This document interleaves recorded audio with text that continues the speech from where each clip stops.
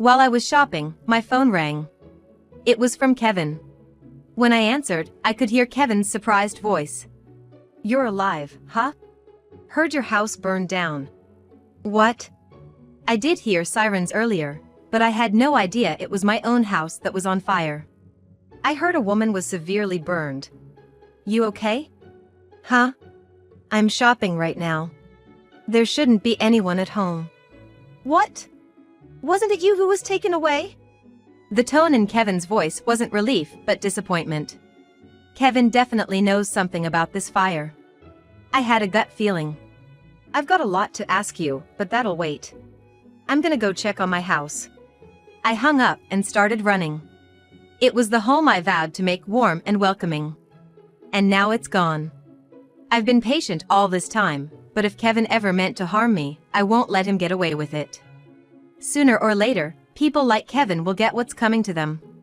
If that's the case, I might just be the one to send him there. My fury is unstoppable now. I'm Jessica. I'm just your average, single, 40-year-old office worker. Well, maybe not so average. I'm a huge fan of John, a member of a boy band called Kiss Me Prince. I spend most of my monthly paycheck supporting him. John has this younger brother vibe with a soothing appearance. I record every show he's on, and if there's a concert, I'm at my computer 10 minutes before ticket sales begin, ready to fight for them. My family and relatives think it's silly, but only true fans can understand this euphoria. I should have been content as long as I had my favorite idol. However, this year, the last of my close friends from college got married. Looking around, I'm the only one left single. The reality I've been avoiding hit me hard. Unable to bear my loneliness any longer, I impulsively signed up for a dating app. And I decided to attend a matchmaking party hosted by the dating app. At that very first party, I was destined to meet someone special. "Is that you, John?" From a distance, there was a young man who looked just like John. As soon as the mingling started, I went straight up to him without a second thought. "Excuse me, you're John from Kiss Me Prince, right?" The man chuckled amusedly. "People often say I look like him. So, I kinda styled my hair and aura to match him." His name was Stephen Thompson and he was 35, 5 years younger than me. But he looked youthful, like he could pass for someone in his late 20s. Being a self-proclaimed fan of pop stars, I was totally smitten with Stephen. And the feeling was mutual, we were a match. He always treated me like I was one of his fans, making me feel special every date. I saw John in him and was utterly infatuated. Looking back, it seemed a bit off that such a charming guy would choose a 40-year-old like me, but at the time, I was completely oblivious. Soon enough, he formally proposed to me. Moreover, he proposed at the very spot where John had proposed to the lead actress in a TV show. I was head over heels and said yes without hesitation. However, right before we were about to make it official, Stephen showed up for a date with a high schooler. Actually, I have a son that I live with. The boy he introduced as his son, Kevin, had a different vibe from Stephen and was quite reserved. He was 17, a high school junior. He wore thick glasses and had unkempt hair. Looking a bit gloomy, he kept his head down and didn't make eye contact with me. "I should have told you earlier, Jessica. I'm sorry." His apology seemed so genuine, mirroring John's style, that it tugged at my maternal instincts. "It's all right." I was totally lovesick. Then I overheard Kevin muttering under his breath. "Another old hag." I couldn't believe my ears. "What?" He said it so naturally that I thought I must have misheard. I tried to ask Kevin again, but Stephen cut me off. "Kevin seems happy about having a new mom. Thanks for being there." Stephen and I talked about the wedding right there. Eventually, we decided to get married. I had been living in a single-story house with lots of empty rooms, so I asked him to move in. To be more precise, the rooms weren't exactly empty, they were filled with tons of fan merchandise. But now, I get to live with my real-life idols. I decided to leave all my precious merchandise back at my parents' house. It was a major decision for me. As I carefully packed away my beloved Kiss Me Prince fan merchandise into boxes to send to my parents' house, I vowed to focus on building a warm home, putting aside my fan life for a while. When Stephen and Kevin moved in, I thought our happy family life as a trio was about to start, but that wasn't the case. Stephen often said he was swamped with work and would stay over at his office 2 or 3 times a week. That left gloomy Kevin and me at home. Kevin rarely made eye contact or spoke to me. He hardly ever went out except for high school, spending most of his time locked in his room playing video games. Yet, during meals, he'd mumble just loud enough for me to hear complaints like, "The meat is tough," or "This can't be called cooking." I get that kids will be kids, but I was concerned that a high school junior like Kevin was always gaming and not focusing on his studies or career planning.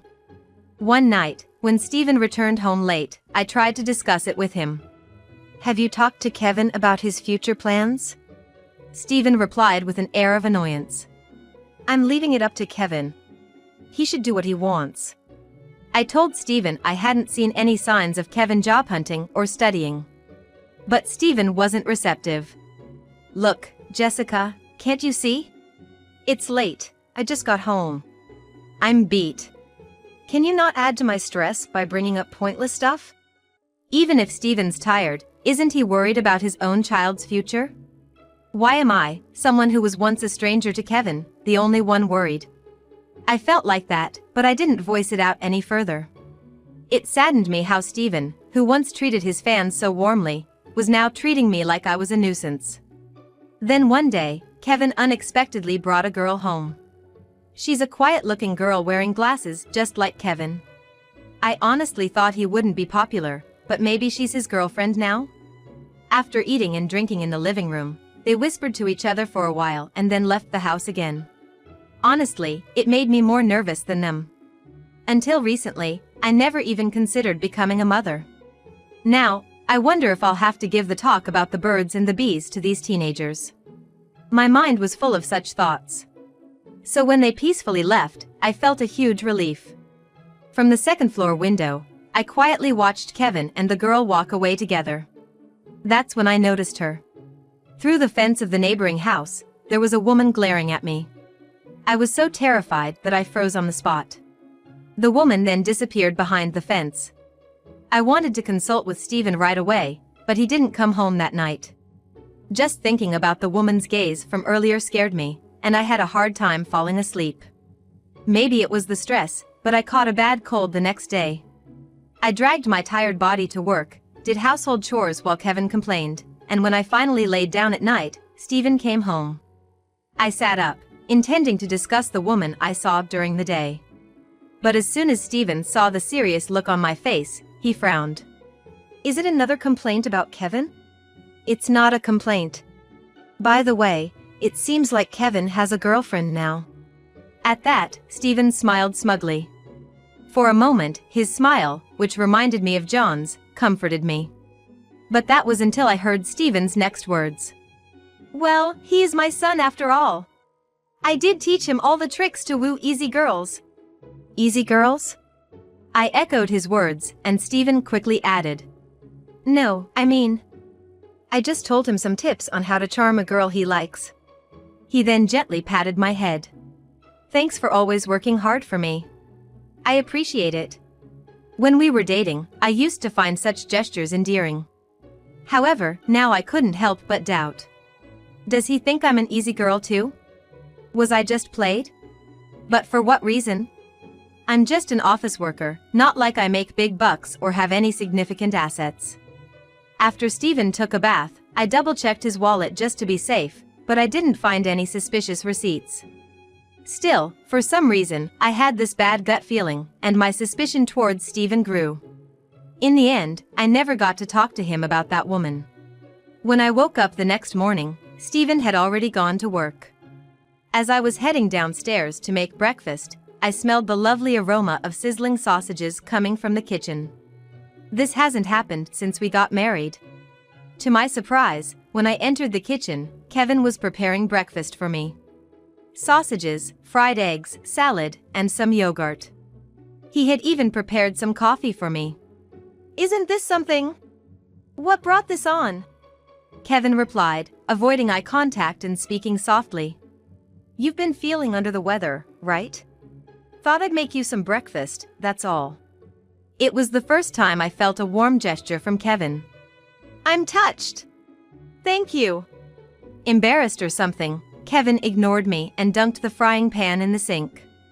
Seems like he wasn't gonna do the dishes, but I'll take what I can get. I'm off to school. With that, Kevin grabbed his bag and headed out the door. Relishing the moment, I sat down at the dining table. Any homemaker knows the significance of even a simple meal made with care. Planning to enjoy every bite, I reached for the coffee first but accidentally knocked over the glass in my excitement. All the coffee Kevin poured for me was spilled all over the table. Oh my, I'm such a klutz! I felt a bit bad, but my spirits weren't dampened. I quickly wiped the table and after finishing the meal, felt refreshed. Right. I need to go grocery shopping. We're out of detergent, maybe I'll walk to the discount store a bit further away. I decided to walk to a supermarket further than I usually would. On my way, I passed a fire truck, which made me feel a bit uneasy. I hope whatever house it's heading to gets the fire out safely. With those thoughts, I went into the grocery store, and my phone vibrated. It was a call from Kevin. When I answered, I could hear Kevin's surprised voice. You're alive, huh? Alive? What's he talking about? As I was pondering this, Kevin dropped a bombshell. Heard your house has burned down. Saw it on social media. What? I did hear sirens earlier, but I had no idea it was my own house that was on fire. I heard a woman was severely burned. You okay? What could it be? There was something cold and distant in his voice, mocking even. It wasn't like the caring Kevin I had seen earlier. Huh? I'm shopping right now. There shouldn't be anyone at home. What? Wasn't it you who was taken away? Then I remember Steven's comment. I did teach him all the tricks to woo easy girls. Kevin definitely knows something about this fire. I had a gut feeling. I've got a lot to ask you, but that'll wait. I'm gonna go check on my house. I hung up and started running. I hailed a cab, and when I arrived, my house was completely burned down. A crowd had gathered in front of the wreckage. A neighbor, Margaret, approached me frantically. Oh, thank God you're okay. They took a young girl in a school uniform to Hillside Emergency Hospital. Do you know her? I didn't have the confidence to answer that question. The only person I could think of was the girl Kevin was with the other day. The police stopped me. They wanted to talk later since there might be foul play. For now, I got into another cab and headed to Hillside Emergency Hospital. As I was swayed in the back seat, tears started to well up in my eyes. It was the home I vowed to make warm and welcoming. And now it's gone. And Kevin's attitude on the phone earlier is still bothering me. If he intended to let my guard down with superficial kindness this morning, only to harm me later, I'm never going to be fooled again. Sooner or later, people like Kevin will get what's coming to them. If that's the case, I might just be the one to send him there. My fury is unstoppable now. At the hospital, I tried to explain my situation and asked for a visit, but they kept insisting it's private information, and I wasn't allowed to see the young girl who was brought from my house. Helplessly, I sat down in the lobby when a frantic woman rushed in. Where's Sarah? I saw on the news that she's in critical condition. It's okay. The news got it wrong. She's got burns on her face and limbs, but her life isn't in danger. I was taken aback. I knew this woman. She's the one who had glared at me from over the fence that day. Noticing me, she pulled out her business card and handed it to me. My name is Michelle Thompson. I'm Steven's wife and Kevin and Sarah's mother. Shocked, I blurted out. But I'm Steven's wife! Michelle tried to explain, but she seemed to prioritize visiting her daughter. Jessica, please come with us. In the hospital room, the girl who had come to my house that day as Kevin's girlfriend lay there. As soon as she saw me, she burst into tears. I'm so sorry. I'm so sorry. As Michelle comforted her, Sarah, sobbing, began to recount the events. Turns out, Sarah wasn't Kevin's girlfriend, she was his younger sister. She'd always looked up to her quiet but kind-hearted older brother since they were kids. But at one point, he changed. Apparently, he learned from his father how to wrap gullible women around his finger. After that, Kevin hardly ever came home. It was because he was living with me, but he had told Sarah he was living with a convenient woman. On the rare occasions he did come home, Sarah could only watch as he constantly spouted derogatory comments about women, wishing he'd go back to his old self. "How can I get my kind big brother back?" When she asked Kevin, he replied, "I want you to set fire to Dad's mistress Jessica's house." Being influenced by Kevin, Sarah scouted out my house as I was the alleged mistress. That's why she came to my house that day. After much hesitation, thinking it was for her brother, she went through with it. But after setting the fire, she immediately felt the weight of her guilt and called the police. And to save me, who was supposedly sleeping inside, she broke the window, went in, and got injured. "Wait, what do you mean supposedly sleeping inside?" To my question, Sarah replied through her tears, "Kevin was going to put sleeping pills in your coffee." I felt a chill run down my spine. If I hadn't spilled the coffee, I probably wouldn't be okay now. Michelle scolded Sarah in a state of panic and then apologized to me. "What a stupid thing to do! You could have killed someone. Jessica, I'm so sorry. It's due to our lack of supervision as parents. I can't believe what Kevin and Sarah did." Talking about that, I began, addressing the concern that had been nagging at me. "Legally, Kevin was going to be my child now? We decided to get married." At this, Michelle hesitantly took out a piece of paper from her bag. It was Stephen's marriage certificate. Indeed, Michelle's name was written there. My husband had previously deceived another woman in the same way. He must have deceived you. I realized she was right. So the engagement should be invalid due to bigamy. The unbelievable reality made me dizzy. Why would Stephen do such a thing? Michelle let out a deep sigh. Deep wrinkles on her forehead revealed years of hardships. "Jessica, by any chance, are you a fan of John from Kiss Me Prince? My husband is oddly confident and obsessed with the idea that he looks like John.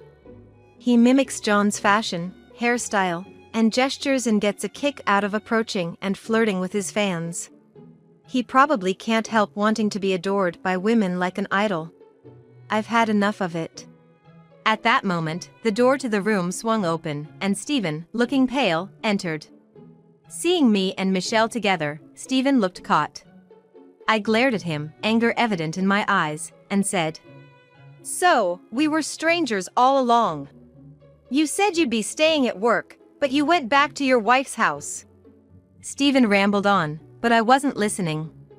"I'm gonna claim compensation, including for the house your son burned down. Since we're not related, you can't claim familial immunity." Grabbing my bag, I stormed out of the room. Behind me, I could hear Michelle and Stephen arguing. I vowed not to let this end so easily and returned to my parents' house. Later on, Kevin was arrested by the police. I had requested that Sarah not be arrested, so she was able to return home after being discharged from the hospital. However, scars remained on Sarah's face from the burns. The emotional scars inflicted by her brother might never heal. She now has to live with the guilt and the scars on her face, so I thought there was no need for additional punishment. On the other hand, I intend to have Kevin properly penalized by the authorities. Kevin is turning 18 soon. He's likely to be tried as an adult under the law. As I was preparing the claim for compensation, someone knocked at the door. It was Stephen. "Jessica, I'm truly sorry about Kevin. Can't we start over? I want you to support me again.